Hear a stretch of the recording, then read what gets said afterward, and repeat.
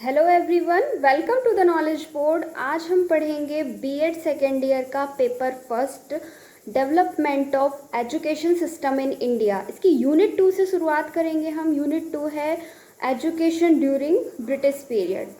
तो इसमें Macaulay minutes and resolution of Bentinck को कवर करेंगे सबसे पहले। तो बने रहिए पूरे वीडियो में मेरे साथ। मैं पूरा अच्छे से आपको समझा भी दूंगी और आपका यहीं के यहीं पूरा तैयार हो जाएगा। ठीक है, तो पहले एक हल्की सी प्लॉटिंग समझ लेते हैं कि ब्रिटिशर्स कब आए, क्या किया। 31 दिसंबर 1600 को ब्रिटिश ईस्ट इंडिया कंपनी की स्थापना होती है। इस कंपनी का उद्देश्य भारत में केवल व्यापार करना था। ब्रिटिशर्स का ऐसा कोई उद्देश्य नहीं था कि वो भारत पर रूल करना चाहते हैं। उन्हें केवल व्यापार की अनुमति चाहिए थी, जो कि उनको मिल गई। लेकिन वही ना कि आप जब उंगली पकड़ाते हो किसी को तो वो आपका हाथ पकड़ने की कोशिश करता है। तो धीरे धीरे उन्होंने बंगाल पर अपना कब्जा कर लिया, धीरे धीरे पूरे भारत पर कब्जा कर लिया। और अब उनकी नीयत यही हो गई कि अब तो हम यहीं पे रूल करेंगे और यहीं बैठे बैठे पूरे यूरोप में ट्रेड करेंगे। ये उनका इरादा बन गया। तो कभी भी अगर आपको किसी को गुलाम बनाना है तो उस सबसे पहले आप उसकी संस्कृति, उसकी सभ्यता वो उससे छीन लो, यानी उसको विजय कर लो और उससे अपनी संस्कृति से, अपनी सभ्यता से रिप्लेस कर दो। तो फिर वो आपको आंख उठा के नहीं देख पाएगा, आपका विरोध नहीं कर पाएगा अगर आप ऐसा कर लेते हैं। तो यही टेक्निक ब्रिटिशर्स ने अपनाई थी। ठीक है, अब शिक्षा की शुरुआत कहाँ से होती है? देखो, पहली बात तो ये कि जब ब्रिटिशर्स ने इंडियंस पे, जो निचले वर्ग के लोग थे, उन पर काफ़ी सारे अत्याचार किए, तो कभी ना कभी ऐसा नहीं है कि भारतीयों ने विद्रोह ही नहीं किया। कई छोटे मोटे विद्रोह 1857 की क्रांति से पहले आदिवासियों ने भी किए, निचले वर्ग के समाज ने भी विद्रोह किए। लेकिन ब्रिटिशर्स क्या करते थे कि वो एक लॉलीपॉप पकड़ा देते थे बार बार कि मैंने ये लॉलीपॉप दे दिया, अब ये थोड़ी देर जब तक वो ख़त्म नहीं हो जाएगी उसको चूसते रहेंगे और तब तक ये शांत रहेंगे, और जब ख़त्म हो जाएगी तब हम कोई दूसरी लॉलीपॉप के बारे में सोचेंगे। तो ये जो पहली लॉलीपॉप थी ये थी 1813 का चार्टर एक्ट। 1813 के चार्टर एक्ट में ही जो बीज हैं, ब्रिटिशर्स एजुकेशन के जो बीज हैं, वो 1813 के चार्टर एक्ट से पढ़ते हैं। उसमें इन्होंने क्या बोला, ताकि इंडियन शांत रहे, इन्होंने बोला कि हम 1 लाख रुपए की व्यवस्था करेंगे जिससे हम आपकी सभ्यता को संरक्षित रखेंगे और आपके जो लर्न पीपल हैं, आपके जो विद्वान हैं, जो स्कॉलर लोग हैं, उनको उनको मतलब उनको संरक्षित किया जाएगा, ताकि आपकी सभ्यता जो है वो संरक्षित रहे और आगे बढ़े। क्या बोला गया 1813 के चार्टर एक्ट में?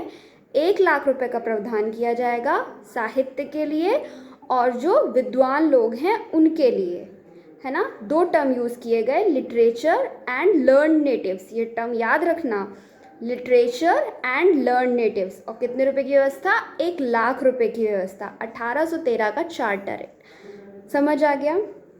अब इसके बाद क्या हुआ, क्योंकि उन्होंने कहीं भी भारतीय टर्म का यूज़ नहीं किया। उन्होंने ये नहीं बोला कि भारतीय सभ्यता को संरक्षित रखा जाएगा, भारतीय विद्वान को संरक्षित रखा जाएगा। तो अब यहीं पे विवाद ने जन्म ले लिया कि ये भाई 1 लाख रुपए किसके लिए हैं? क्या भारतीय सभ्यता के लिए हैं या अंग्रेजी सभ्यता को संरक्षित रखने की बात की जा रही है? ये जो लर्नड पीपल की बात कर रहे हो आप, ये हमारे भारतीय विद्वानों की बात कर रहे हो, या जो जिन्होंने वेस्टर्न एजुकेशन ले रखी है, आप उन विद्वानों की बात कर रहे हो? तो यहाँ से एक विवाद स्टार्ट हो जाता है। तो अब इस विवाद में 2 ग्रुप बढ़ जाते हैं, है ना। एक वो जो पाश्चात्य सभ्यता का सपोर्ट कर रहे थे और एक वो जो प्राच्य सभ्यता यानी जो भारतीय सभ्यता है उसको सपोर्ट कर रहे थे, है ना। एंग्लिसिस्ट एंड ओरिएंटल 2 ग्रुप बन गए इंग्लिश। ठीक है, एंग्लिस्ट जिन्होंने जो इंग्लिश मीडियम और इंग्लिश लिटरेचर को सपोर्ट कर रहे थे, दूसरे थे ओरिएंटल जो कि हिंदी मीडियम को सपोर्ट कर रहे थे, हिंदी मीडियम या वर्नाकुलर लैंग्वेजेस को, जो भारतीय जो बोलियां उनको सपोर्ट कर रहे थे, और भारतीय क्लासिकल लैंग्वेज को सपोर्ट कर रहे थे। क्लासिकल लैंग्वेज से मेरा तात्पर्य है Sanskrit, Arabian and Persian language से है। ठीक है, तो दो ग्रुप यहाँ पे बट गए, विवाद उत्पन्न हो गया दो टर्म की वजह से, लिटरेचर एंड लर्नड पीपल, क्योंकि उनके आगे ये नहीं लिखा था इंडियन लिटरेचर और वेस्टर्न लिटरेचर, किसकी बात की जा रही है। ठीक है, तो थोड़ी देर के लिए जिनको ये लगा कि नहीं नहीं ये तो भारतीयों की बात कर रहे हैं, तो वो तो शांत हो गए। ठीक है, फिर आता है 1813, हर 20 साल पे चार्टर एक्ट आते थे, तो 1813 के बाद चार्टर एक्ट आता है 1833 का चार्टर एक्ट। इसमें क्या किया जाता है, इस समय जो गवर्नर जनरल थे, पहले थे बंगाल के governor general Lord William Bentinck, उनको बना दिया जाता है भारत का governor general. Lord William Bentinck आए थे 1828 में, 1828 से 1833 तक वो रहे बंगाल के गवर्नर जनरल, और उसके बाद 1833 के चार्टर एक्ट में उनको भारत का गवर्नर जनरल बना दिया गया, और 1833 से 1835 तक वो रहे भारत के गवर्नर जनरल। इसके साथ ही एक लॉ मेंबर को अपॉइंट किया गया। ये लॉ मेंबर कौन थे, ये थे लॉर्ड मैकॉले। लॉर्ड मैकॉले जिनको 1833 के चार्टर एक्ट के तहत लॉ मेंबर बनाया गया था, ये भारत आते हैं 10 जून 1834 को। मैं जो डेट्स बता रही हूँ आप उनको नोट डाउन करते जाइए। अभी तक मैंने एक डेट बताई 1813 का चार्टर एक्ट, फिर मैंने क्रम से बताया 20 साल बाद पे चार्टर एक्ट आते हैं, तो दूसरी डेट मैंने बताई 1833 का चार्टर एक्ट। इसी चार्टर एक्ट के तहत 10 जून, आज क्या है 10 जून है ना, आज ही आए थे लॉर्ड मैकॉले। आज ही हमारा मतलब ये जो इंग्लिश से हम इतना परेशान रहते हैं ना, इसकी जड़ मैकॉले आज ही के दिन आया था। ठीक है, 10 जून 1834 को लॉर्ड मैकॉले भारत आते हैं। अब मैं लॉर्ड मैकॉले के बारे में आपको बता दूं कि ये इंग्लिश लिटरेचर का एक बहुत बड़ा विद्वान था, प्लस इसकी राइटिंग स्किल्स बहुत अच्छी थी, इसकी ओरेटरी स्किल्स बहुत अच्छी थी, इसलिए उसको पब्लिक कमेटी का प्रेसिडेंट भी बना दिया गया। एक मिनट में एग्जैक्ट नाम आपको बता देती हूँ। हाँ, पब्लिक इंस्ट्रक्शन कमेटी का प्रेसिडेंट भी इनको बना दिया गया, और इनसे बोला गया कि जो 1813 का चार्टर एक्ट था, इसका क्लॉज 43, इसका क्लॉज 43 जो है, इसमें 3 इशू हैं, 3 समस्याएं हैं। इन समस्याओं को आप जरा इनकी व्याख्या करिए। अब ये समस्याएं क्या क्या थी, पहली तो ये कि ये जो 1 लाख रुपए की बात की गई थी, इस 1 लाख रुपए का एग्जैक्टली यूज़ करना कैसे है, ज़रा इसकी आप व्याख्या करिए। दूसरा कि ये जो 2 टर्म्स हैं, लिटरेचर एंड लर्न नेटिव्स, इसकी व्याख्या करिए, आखिर कहना क्या चाह रहे हैं। तीसरी बात, ये जो विवाद छिड़ा हुआ है एंग्लिस्ट एंड ओरिएंटल के बीच में, प्राच्य और पाश्चात्य सभ्यता के बीच में जो ये विवाद खड़ा हुआ है, इनको ज़रा आप सॉल्व करिए।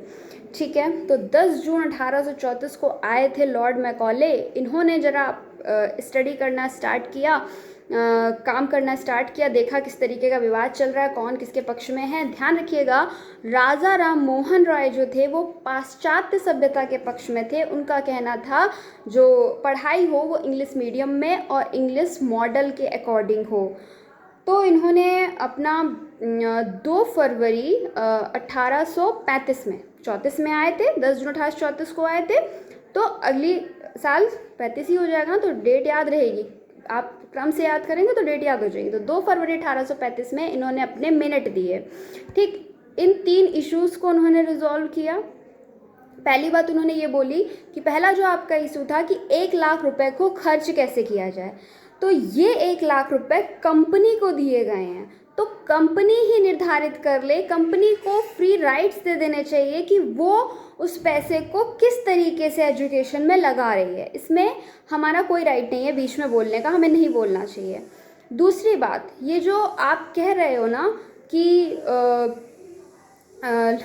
लिटरेचर एंड लर्न नेटिव्स, तो ये भारतीयों के लिए तो कहा ही कहा था हमने, लेकिन इसमें English literature and English learn people भी शामिल हैं।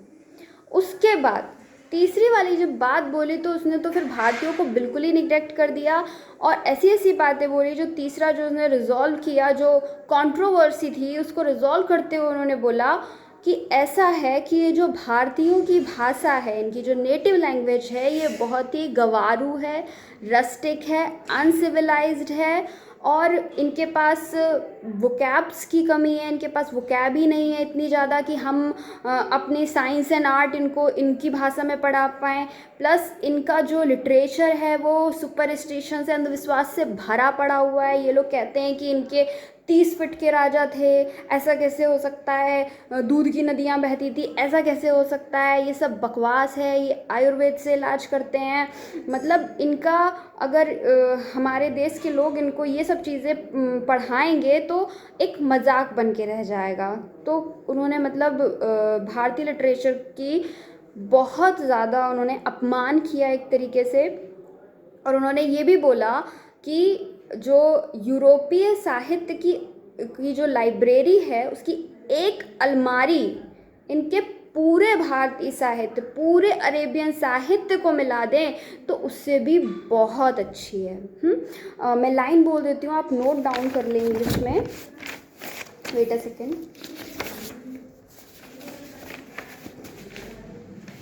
हाँ, a single shelf of a good European library is worth the whole native literature of Indian and Arabia।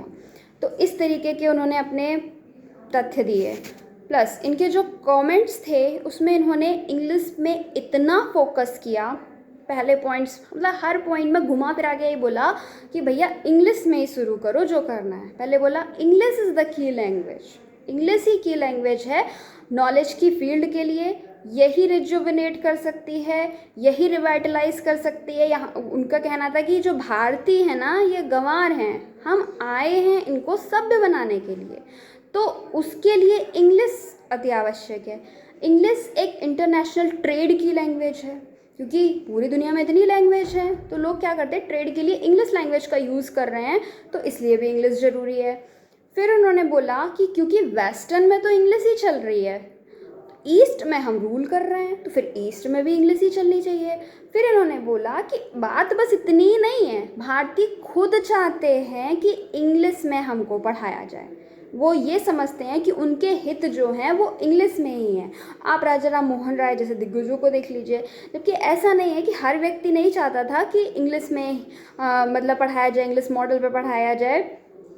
तो कुल मिला के मैकॉले का ये कहना था कि English English English English English, that's it. Macaulay English के लिए आए थे, ठीक है।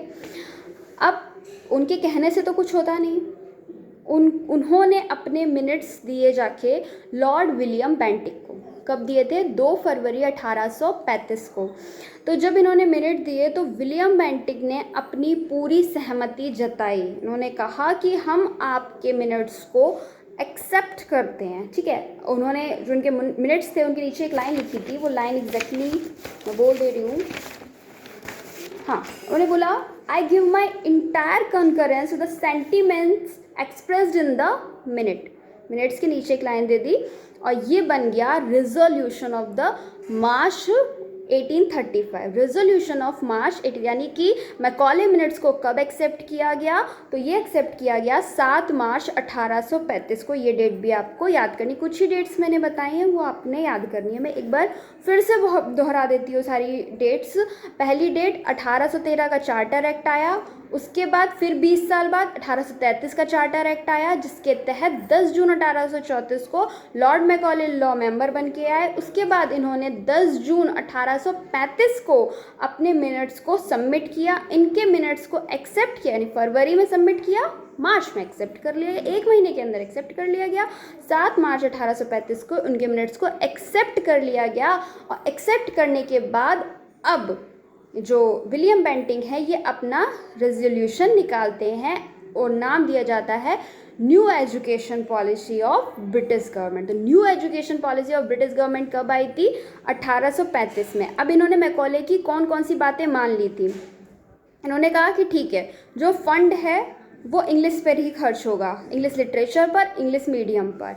एक बात उन्होंने ये नहीं मानी कि मैकॉले ने ये भी बोला था कि जो पर्शियन स्कूल है, जो संस्कृत स्कूल, अरेबियन स्कूल, उनको बंद करो, कोई मतलब नहीं है इनमें और फर्दर पढ़ाई को बढ़ाने का। उनका जो चल रहा है, बेंटिक ने बोला कि जो चल रहा है उसको हम चलने देंगे, टीचर्स को हम सैलरी भी देंगे और बच्चों को जो स्कॉलरशिप मिल रही थी हम वो भी देंगे। हाँ, हम फर्दर कोई अब इस तरीके के स्कूल नहीं बनने देंगे, अब केवल इंग्लिश स्कूल ही बनेंगे। और उन्होंने ये भी बोला कि जो ओरिएंटल लैंग्वेज में जो पब्लिकेशन हो रहा है, जो प्रिंटिंग हो रही है, यानी जो किताबें, जो भारतीय साहित्य की किताबें जो छप रही थी, इनका प्रकाशन हो रहा था, इसको अब हम बंद कर रहे हैं। अब हम इसके पैसे अब और खर्चा नहीं करेंगे और ये जो पैसा बचेगा इसको हम इंग्लिश स्कूल खोलने में, इंग्लिश बुक्स प्रिंट कराने में, इन सब में खर्चा करेंगे। तो यहाँ तक हो गई कहानी, ठीक है। इसके बाद की कहानी आगे पढ़ेंगे, फिल्ट्रेशन क्या थ्योरी क्या थी वो समझेंगे। आई होप आपको मैकॉले मिनट अच्छे से समझ में आ गया होगा। अगर पेपर में ऑब्जेक्टिव क्वेश्चन आते हैं तो आप टिक लगा लोगे, क्योंकि मैंने पॉइंट वाइज ही बताया, और लिखने को आया तो आप लिख भी लोगे ईजिली, ठीक है। तो अगर आपको अच्छा लगा है तो आप लाइक करें और शेयर करें। Thank you so much.